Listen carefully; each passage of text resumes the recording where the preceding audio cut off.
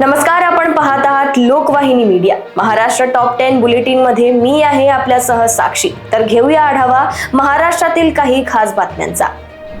निदा खानला आश्रय प्रकरणी MIM नगरसेवक मतीन पटेल यांच्या अनधिकृत बांधकामावर महापालिकेने चालवला बुलडोझर. राज्यात उष्णतेचा कहर, मराठवाडा विदर्भासह 12 जिल्ह्यांना हीट वेव्हचा येलो अलर्ट. रत्नागिरीतील PFAS रसायन प्रकरण तापले. कोकण संघर्ष समितीचा राष्ट्रीय हरित लवादात जाण्याचा निर्णय. 10वी-12वी पुरवणी परीक्षा यंदा लवकर, 16 जून पासून परीक्षांना सुरुवात.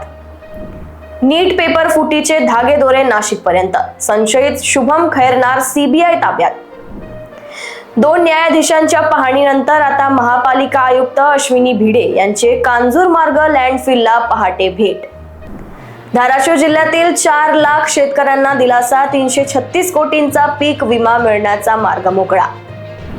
भंडाऱ्यात महिला रुग्णालय वैद्यकीय महाविद्यालय वाद मिटला. एकाच इमारतीत महिला रुग्णालय आणि वैद्यकीय महाविद्यालय सेवा सुरू होणार.